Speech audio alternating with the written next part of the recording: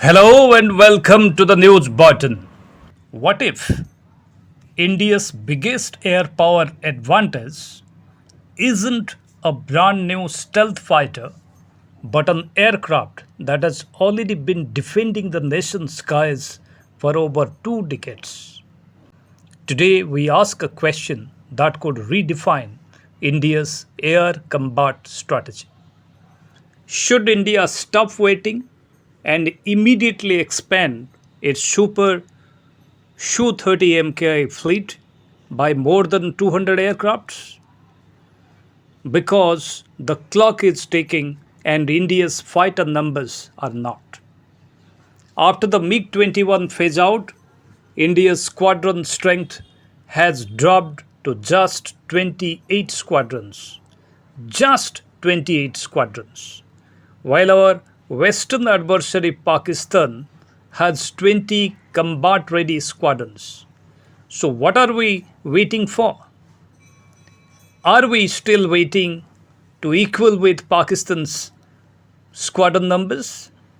And China? Not to talk about China.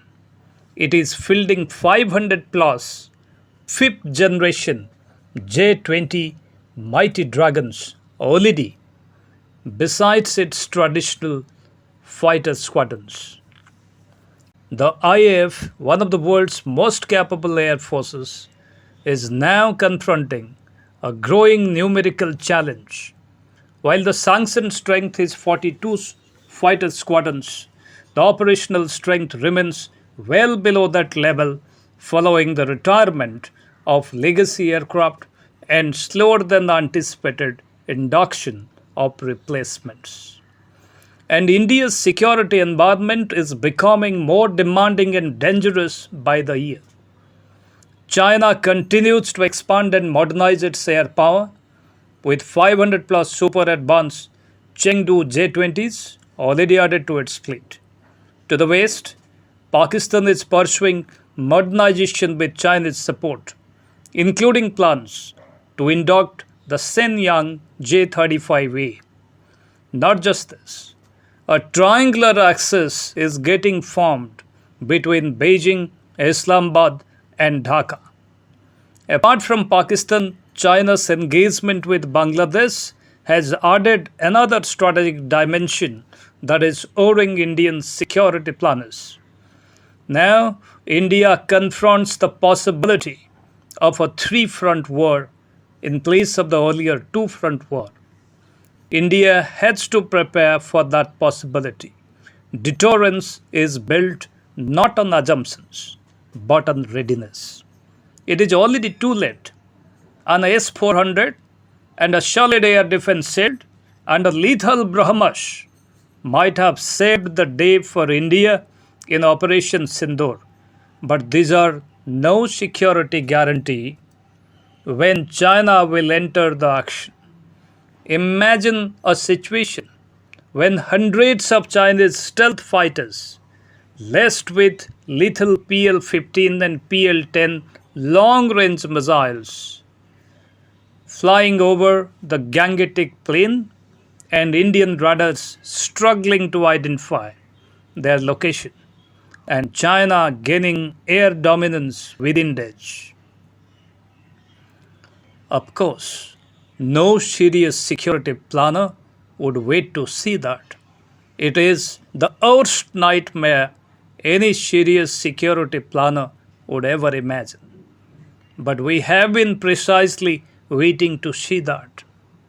The Tejas program has dragged for years.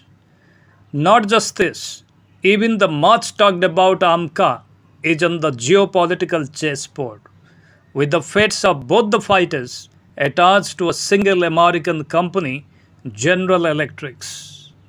It has already killed the Tejas project with constantly dragging its feet on engine supply. Now the same fate awaits AMCA. French Rafale is another option, but the French fighter is very costly. Plus, France refuses to offer source code for integrating indigenously developed Indian weapons like the BrahMos or Astra missiles. Similarly, Su-57E is still getting negotiated. It will take years before anything happens. Russia is at war. India is less likely to get a good number of the Phelan in flyaway conditions. It has to co-produce it. How can India beat this precarious situation? A situation willfully created over the years of dilly-dallying, dithering, and indecisiveness. Is there any way to salvage the IAF out of this conundrum? Well, the option is not far to seek. India doesn't need to besiege France, nor the US. Even if it does, the result may take years to populate. Then what should India do? Well, the Su-30MKI, the backbone of Indian Air Force, is already here. The Su-30MKI has proven itself over thousands of operational settings. It is maintained by an ecosystem that India has spent years building: trained pilots, experienced ground crews, domestic overhaul facilities, and a mature logistics network. Imagine combining that proven platform with cutting-edge technology. The proposed Super Su-30MKI upgrade would introduce modern avionics, powerful ASA radar, advanced electronic warfare suits, improved mission computers, long-range precision weapons, and enhanced network-centric warfare capabilities. Instead of creating an entirely new ecosystem, India could leverage decades of operational experience while significantly improving combat capability. And here is why this matters. Wars are not won by having a handful of the most advanced aircrafts. 36 Rafales, or 51 F-16s, or 40 F-35s are good for mission-critical operations, but very inadequate when it comes to winning a full-scale war. But full-scale wars are won by having enough combat-ready aircraft to dominate multiple sectors, sustain operations over time, and absorb losses if necessary, and maintain pressure throughout a prolonged conflict. Quantity, when backed by quality, becomes a strategic advantage. New acquisitions of foreign fighters involve negotiations, contracts, production queues, training, infrastructure, and years before operational deployment. India needs combat power, not just future contracts. That is precisely why expanding the Super 30MKI fleet deserves serious attention.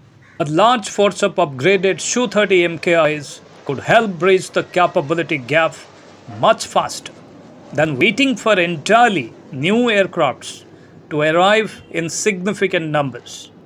It would reinforce deterrence, strengthen operational flexibility, and give the Indian Air Force greater capacity to respond to simultaneous contingencies if required. This isn't an argument against the AMCA, nor is it an argument against more Rafales, nor is it an argument against evaluating fifth generation fighters. It is an argument for ensuring that India doesn't allow today's squadron shortage to become tomorrow's strategic vulnerability. The future belongs to stealth aircraft, but the present demands numbers. The future belongs to indigenous innovation, but today's deterrence depends on operational readiness. And if India can rapidly build a 450 plus aircraft Super Su-30MKI fleet while continuing to induct Tejas, developing the AMCA, and evaluating future acquisitions, it may create exactly what every military seeks: a force that is ready today while preparing for the wars of tomorrow. Because in national security, the greatest risk is not preparing for the most likely conflict. It is failing to prepare for the one you hope never comes. Before leaving, leave your comments in the comment section. And do not forget to like and subscribe to our channel. Thank you. Thanks for watching.